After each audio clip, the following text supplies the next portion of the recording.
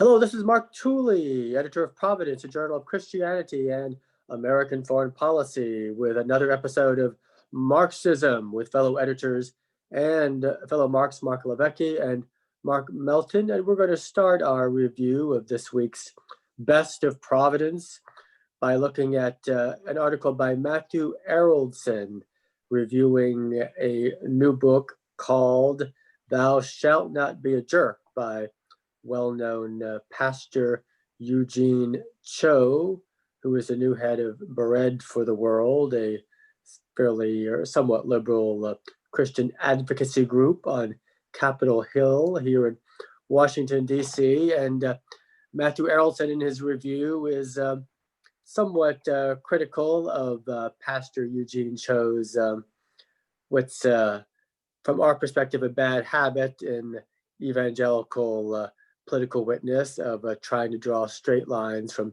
Bible verses towards particular political policy positions. And among other issues in Cho's book, he seems to have a ambivalent view towards Romans 13 and upholding the power of the state to use force. He's also ambivalent on abortion, in terms of to what extent, or if at all, it should be restricted by the state, but much more dogmatic on other public policy and so-called social justice issues, typically from the perspective of the political left. So, Mark Levecki, as a political theologian yourself, what are your views on this Pastor Eugene Cho? And it's not just Pastor Eugene Cho in his book, but this is a almost dominant perspective among many, many evangelicals and how they do public policy and political theology, whether they're on the left or on the right. Pick a set of Bible verses, perhaps zero in on the Beatitudes and base your positions on those verses.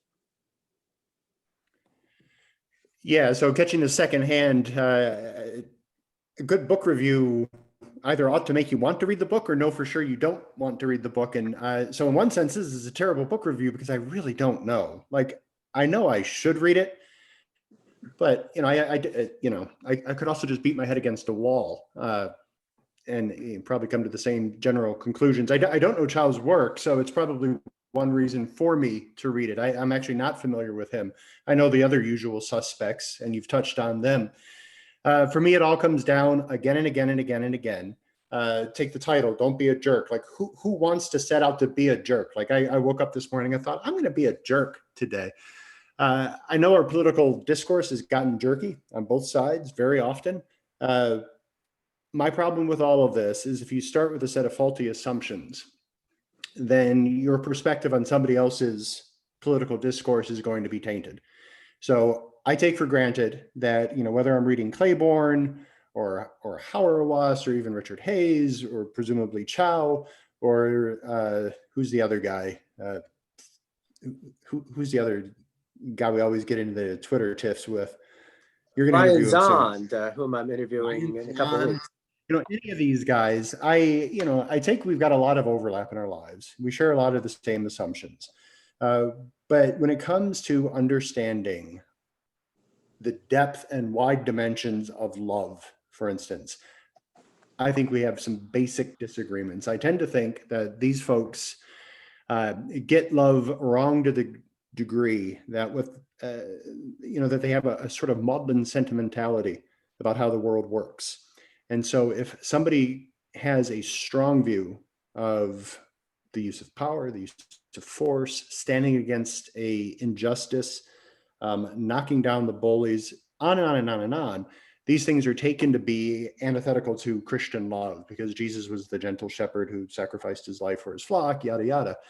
Not understanding, and our reviewer touches on it, that's how recognizes that we do have a God who flips over tables.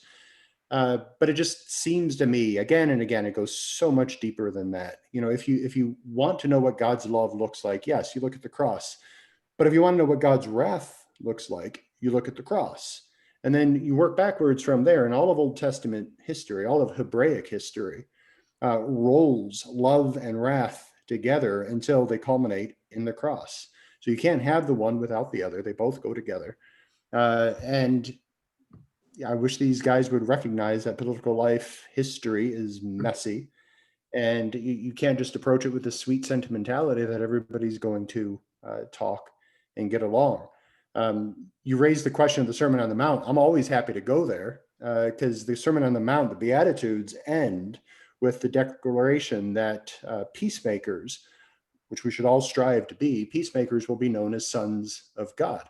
And you look at this, the Semitic context of that, and in the Semitic thought, somebody who's the son of something bears the thing's characteristics. So what's it mean to bear the characteristics of God? And again, we come face to face with God's wrath, with his demand for justice. So if you want to go to the Beatitudes, let's do that. But I don't think they're necessarily going to like what they find when they begin to unpack all the character descriptions of the Beatitudes. Meek isn't weak. Meek is power under restraint. Again and again and again, you've got this thirst for righteousness that isn't always going to be a happy clappy sort of political manifestation. So, don't be a jerk, but it's not always up to you whether or not you're perceived as a jerk, says the jerk. Well, Mark Melton, love and wrath. It's very difficult for Christians in America today to balance the two in their political theology. What say you? One of the He's things, newly married, so he might have a good perspective on this. so I think in the book in the book review, he talks about the idea of like God in power. Like Christians don't want to use power sometimes, and it seems to be, antithetical to the idea. Whereas in the Bible, the problem isn't necessarily power, but it's the lording it over people. And I thought that was a good thing that the book review kind of brings out.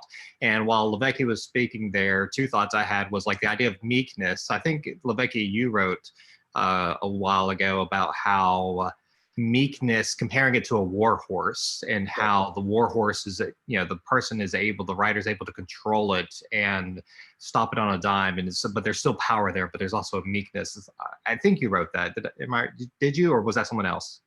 Nope, that was I could have been somebody else as well. But yeah, I think in Blessed Are the Peacemakers, we have it up online.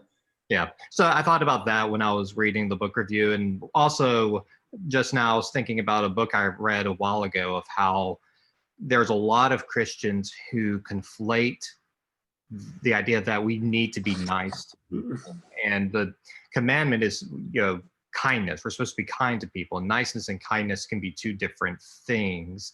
And whereas niceness just kind of lets people be, whereas kindness might require some kind of confrontation, alerting someone like what you're doing is not right sometimes.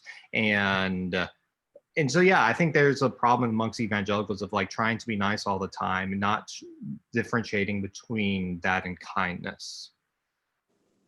And if I exactly right.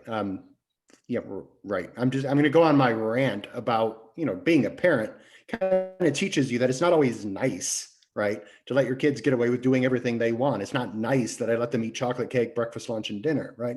It's in the end, it's not good for them. And when we love something, we want it to flourish, and human beings flourish in fairly limited, moral ecologies. And so the loving thing to do is to promote human flourishing, even when it hurts. Now, we can get that all sorts of wrong in all sorts of ways, and we have to be careful with that. But, well, it's amen. It's predictable that Eugene Cho is ambivalent about Romans 13, which is probably the crux of the problem with his political theology, suggesting that Romans 13 may be intended to be ironic and not interpreted more directly. Speaking the beautiful of, thing, if I may, about Romans 13 is if you read it, if you take the chapter bits out, you see that Romans 13 is inserted in Paul's disquisition on the nature of love. You have love in the beginning of it, then he goes into this description of government, and then he continues talking about love again. Thomas Aquinas does the same thing in the Summa, right? This love sandwich. You have just war set within the context of love. You have government set within the context of love. Isn't that nice? very nice. And speaking of Romans 13 and power, often Providence has published critiques of integralism, this vision of a society where once again the church is paramount and in substance a partner, if not a superior to the state, although interpretations differ.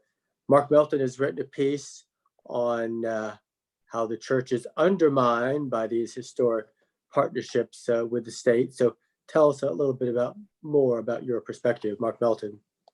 Well, in this piece, I bring up what's called religious economy theory, which developed really kind of in the 90s, but it goes back centuries, honestly, going back to Locke and Adam Smith, kind of noticing how when the state gets really involved in the religion, the genuine religion really collapses. In other words, people aren't practicing it as much. And there can be different reasons for this. And in this piece, I lay out some of those and comparing them to like my experiences living in Europe and also kind of just my experiences in the US too. And so yeah, in a nutshell, whenever the state tries to support a religion, it ends up backfiring.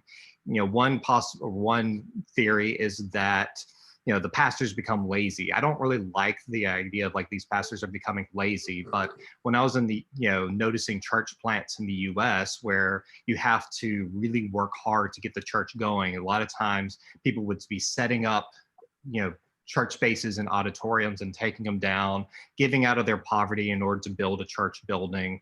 We had, Pastor Yates of the Anglican, Falls Church Anglican, come and speak at the office not that long ago, and there he talks about like just all the sacrifices that are required to build a church plant, and that creates a more enduring faith. Whereas like when I lived in France, the state owns a lot of the churches, especially the Catholic churches built before 1905, I believe, and so there's not that need for that maintenance and the giving out of your poverty to make the church survive. And so I don't think the pastors there are lazy, but there's not that same drive to force people to give out of their poverty in order to make the church work. And I think that leads to a more enduring faith. I also noticed how if you have multiple different types of churches, even if it's a church that is, you have one worship style that's contemporary, another that's traditional, and there's, same denominations say, but people can choose which one they want to go to, then people are more likely to attend. Whereas if you only have like a traditional worship style, and that's the only choice in that town that you can go to,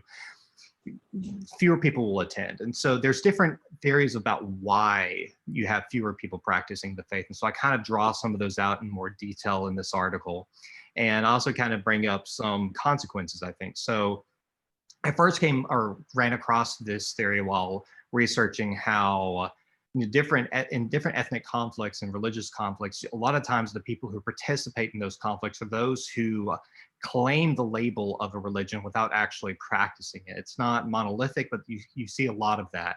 And also earlier this year, I spoke with Tobias Kramer, and he kind of brought up the same thing where a lot of the European populists don't actually believe in any of the Christian tenets. They say they're Christian because they have a church in their town and not a mosque. And so a lot of time, whereas like those who practice the faith kind of reject some of those more militant populism or the more militant factions, and they kind of, so you see this difference there. And so I think there's potential consequences that are unintended where if you take people out of the church and they claim the label, they're more likely to participate in some type of conflict. So I kind of go through some of those theories in more detailed. And so, yeah. Very good. By all means, check out the article. And then finally, we've not yet posted the transcript, but we do have the video online of our conversation yesterday with George Washington University political scientist and scholar of American religious history, Sam Goldman, reflecting upon USA election 2020, which we are facing next week. And Sam reminded us that polarization is not a new phenomenon in American politics. In fact, it is by and large the norm in American politics, and too often we compare contemporary times to the abnormal stability and years of consensus that followed World War II. But extremely divided polarities and contentious elections were in fact almost the norm for much of the 19th century and the first half of the 20th century. So it was a helpful reminder. Mark Levesque, are you concerned about the stability of the Republic as we head into the final moments of election 2020? Oh, of course I am. I'm a child of my times. So I could be influenced by history, but I wake up in the morning with heartache over, the state of the nation. Sure, I'm concerned about the stability. That's not to say that I think it's ever been, there's ever been some sort of golden era where everybody got along and it really didn't matter who won the election in anybody's mind. So it's, especially when you're faced with a general ambivalence, and you could argue, you got to argue all sorts of ways about how this thing should go. It's 2016 all over again, and it, life just feels miserable in that sense. But what are you would gonna Oliver do? O'Donovan tell us? I don't know about this. I have no idea. Is that a baited question? What would Oliver O'Donovan tell us? Well, for those who don't know, he's the British political theologian, Church of England. He's probably the most renowned political theologian in the world today, at least on the Protestant side.